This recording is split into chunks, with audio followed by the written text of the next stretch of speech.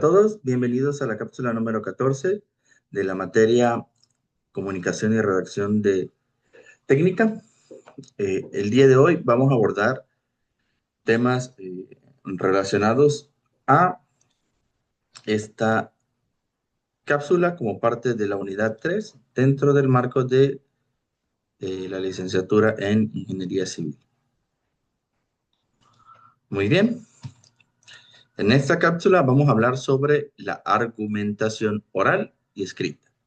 La argumentación es la capacidad de expresar ideas de manera clara, coherente y persuasiva, con el propósito de convencer o influir en una audiencia.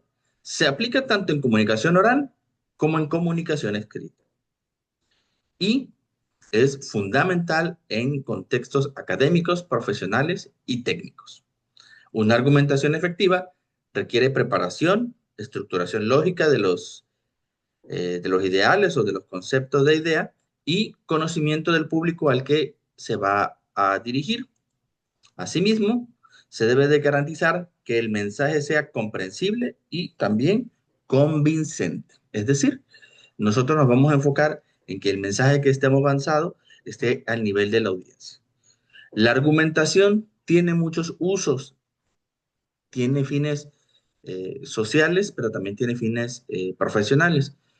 Cuando tú tienes un equipo de trabajo, el aliento, ¿verdad? La motivación del equipo de trabajo es una estrategia también de persuasión y que por lo tanto necesita argumentación.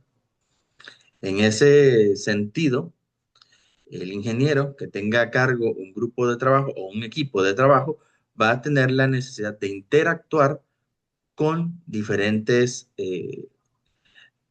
departamentos, con subordinados, con proveedores, con sus jefes, de manera que va a necesitar ejercitar la persuasión.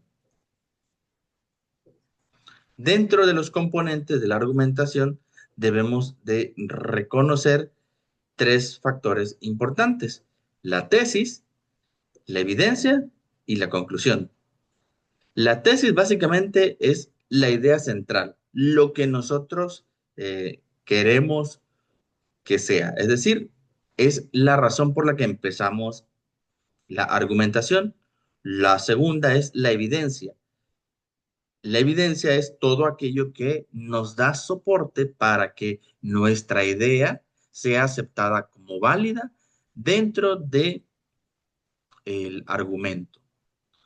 Todo aquello que nos dé, digamos, soporte o estructura, que nos permita decir que lo que nosotros estamos sugiriendo es lo adecuado. Y por último, vamos a tener la conclusión, que básicamente sintetiza un poco de lo que exponemos con las evidencias y sobre todo refuerza nuestra postura. Es decir, refuerza cuál es la posición y cuál es la dirección en la que queramos que surja esa conversación, ¿verdad? Durante la comunicación oral, elementos como la entonación, como el ritmo y el lenguaje corporal complementan los factores de argumentación. En la escritura, la organización del texto, la claridad y el uso de conectores lógicos son esenciales para lograr comprensión y persuasión. E igualmente, hay otros factores, ¿verdad? Como las cargas emotivas, como la intención comunicativa, como la robustez del mensaje. Que todos estos factores combinados nos van a permitir llegar o no a una argumentación adecuada. Dentro de las estrategias de una argumentación oral efectiva, es clave emplear un lenguaje claro, persuasivo y sobre todo tener en cuenta dos factores físicos, que son controlar el ritmo y la entonación de la voz. Organizar las ideas de manera coherente también ayuda desde el punto de vista que si nosotros mediante nuestro discurso hacemos los énfasis en los puntos de interés, hacemos las pausas para espaciar las ideas y presentamos asimismo argumentos coherentes, lograremos un impacto mayor en la audiencia. Interactuar con la audiencia también funciona para aumentar la afinidad a nuestra argumentación. Y esto va a trabajar sobre todo bien cuando usamos analogías, es decir, cuando hacemos comparaciones que empatizan con la audiencia a la que vamos. La argumentación es algo que las personas que se dedican a la política ejercitan día con día. Además, anticipar posibles objeciones y preparar respuestas fortalece la credibilidad del expositor, asegurando que su postura se presente como convincente y profesional. En ese orden de ideas, debemos de entender que la clave para una disertación de argumentación oral va a ser que controlemos y modulemos correctamente la voz y sobre todo lenguajes no verbales como los gestos y los ademanes que hagamos, y a su vez también tendrá que ver con estar preparado con las posibles respuestas que tengan las personas ante nuestros argumentos. Es decir, estar preparados para esos improvistos que pueden salir, esas preguntas que a lo mejor puedan salir y que nos puedan eh, hacer durante la argumentación. En cuanto a las estrategias para argumentar de manera escrita, vamos a decir que la organización lógica del texto va a ser la base fundamental y normalmente debemos de escribir las argumentaciones muy similares a como escribimos un ensayo. Es decir, debe tener una introducción al tema, un desarrollo lógico y una conclusión que sintetice el contenido y que exponga las virtudes de nuestros argumentos. La claridad, la coherencia y la precisión son esenciales, así como la selección de evidencia confiable que respalde la tesis. Cuando nosotros presentamos una argumentación escrita, no vamos a confiar solamente en el escrito en sí, sino que debemos de dotar o de equipar de anexos o de evidencias también que puedan ser presentadas para sustentar nuestra argumentación. Adaptar el lenguaje al público objetivo y utilizar ejemplos concretos facilita la comprensión, sobre todo porque tenemos que entender que existen diferentes niveles de comprensión lingüística. Si nosotros, por sonar más profesionales, de repente elegimos un lenguaje demasiado estructural, demasiado llamativo, con palabras eh, menos comunes, puede ser que termine por no entenderse.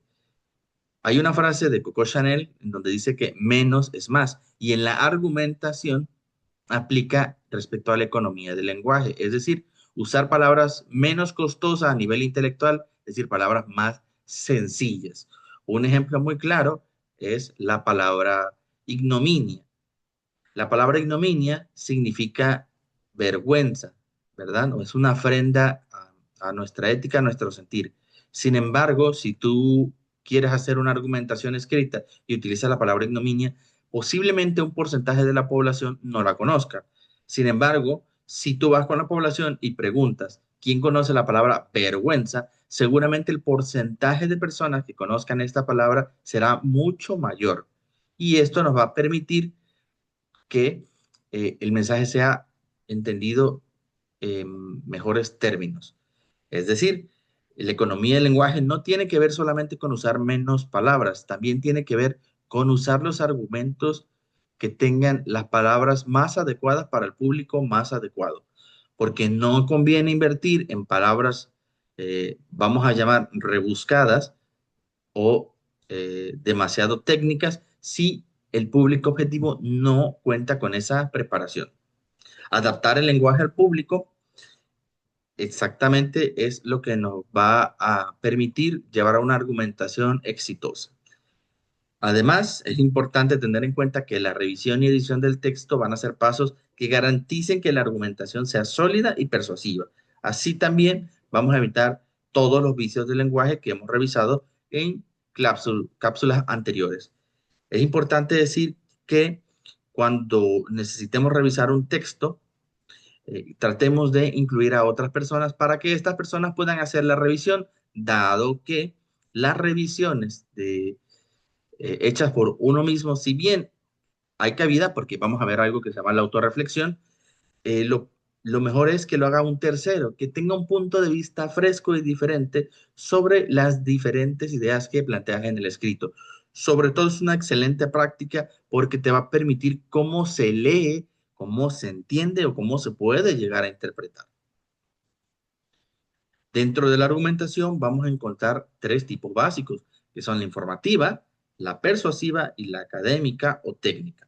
La informativa es aquella que presenta hechos, solamente ofrece datos para el uso que corresponda. Normalmente la argumentación informativa se usa como un medio pre a una persuasiva, es decir, una persona que va haciendo argumentaciones informativas durante un periodo de tiempo, llega a un punto que al final de un tiempo determinado genera una plática con una argumentación persuasiva que se vale de todas aquellas argumentaciones informativas que hubieron previamente. Es una técnica muy común, sobre todo cuando tenemos un grupo cerrado o un grupo de control. Por ejemplo, un líder de una cuadrilla de técnicos, una cuadrilla de ingenieros, lo que va a hacer es que va a ir presentando datos reales y cuando llegue a ver un evento, puede usar esa información que ya les brindó a los colaboradores para ser más persuasivo. Sin embargo, eh, no garantiza el éxito de la argumentación, pero sí garantiza que puede haber un mayor acercamiento o una mayor percepción de interés por parte del público objetivo. Y en cuanto a la argumentación académica o técnica, siempre va a ser defender una postura en base a una evidencia especializada. Es decir, si alguien afirma que, por ejemplo, vamos a hablar del sector civil, si hay un ingeniero civil que dice que las lechadas de cemento con cierta composición son mejores para suelos inestables, él tendrá que demostrar por medio de evidencia científica, análisis de caso, tal vez investigaciones, sus argumentos.